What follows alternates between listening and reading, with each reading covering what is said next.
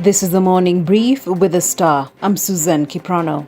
Are Cabinet Secretaries Fred Matiang'i and Mutahi Kagwe planning to plunge into the Uhuru succession battle? This is the question many observers have, with plans to have the Interior CS installed as a Ma elder in the coming days. The Star today has the details of this and other activities that the two have been involved in that paint a likely political journey. The two gentlemen that you have mentioned are great administrators. Give it to them. Give the devil his due. Mutahi Kagwe, he is doing so well. But in terms of inheriting the political mantle of Western Kenya or the Mount Kenya region, other names would even be fronted and will have a better place in the shade of consideration as compared to Mutahi Kagwe. In fact, today you'd say that if they were to go head to head between Mutahi Kagwe and Peter Kenneth, Peter Kenneth will be considered even favorably amongst the electorate in Mount Kenya. Fred Matiang'i cannot play shrewd politics because he's not a politician. In fact, he does not even know how to deal with politicians. In fact, it would be even very challenging for him if he were to find himself getting embroiled in the political waters, even within his backyard of Kisii.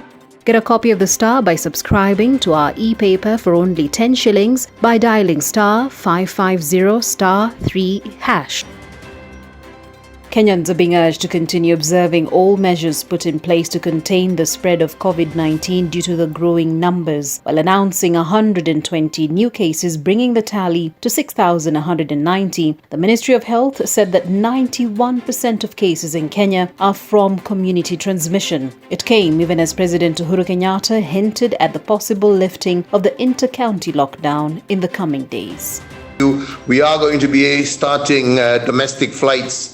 And this is what we're going to use as our trial over the, let's say, next couple of days, because we are opening up the lockdown that we have had between inter-county lockdown. And ultimately, I think that's what's going to set the pace for getting a date for us to open up now once again to international flights. We have seen that if you don't take the necessary precautions, if you don't put in place the necessary measures, opening up too quickly also has its downside, as we have seen in different parts of the world. Last week, the national and county government officials, they agreed on 6 points that must be met before the reopening of the counties. First of all was the emergency response preparedness, whereby the rapid response teams to deal with cases in the counties, they must be well trained.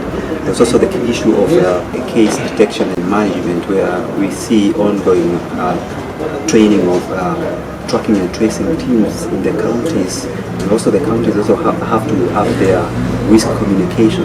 And also the other point was on the capacity of testing. Right now only about 12 counties have capacity to test for the virus. There are 28 laboratories in these counties, and the other issue is risk communication, and also public health and social measures that have to be improved in the counties.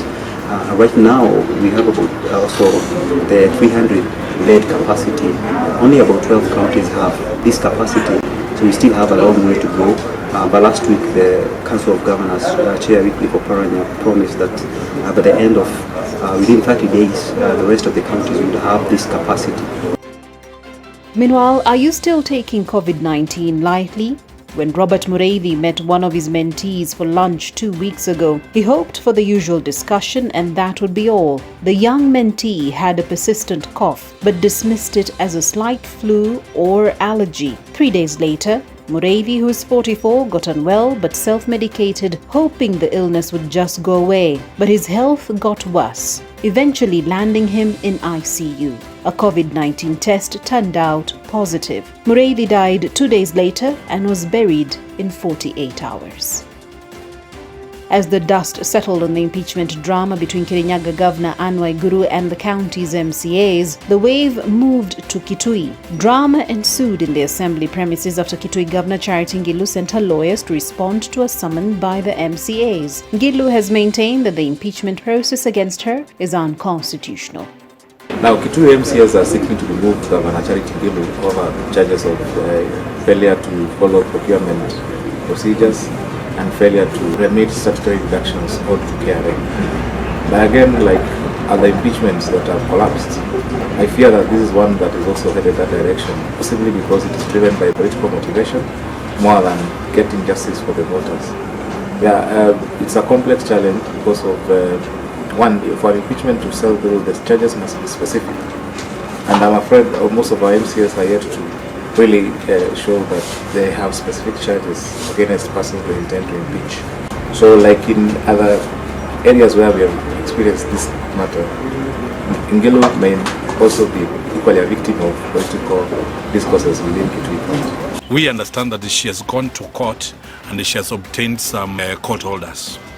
And today, being the 5th day since I gave notice of the motion, we have deliberated, the members who are supporting this motion, and we have agreed that we will be a law-abiding citizen and we will concur, we will follow the law, because one of the items we know is Her Excellency is looking for very flimsy reasons, very flimsy grounds to make sure that we are on the wrong.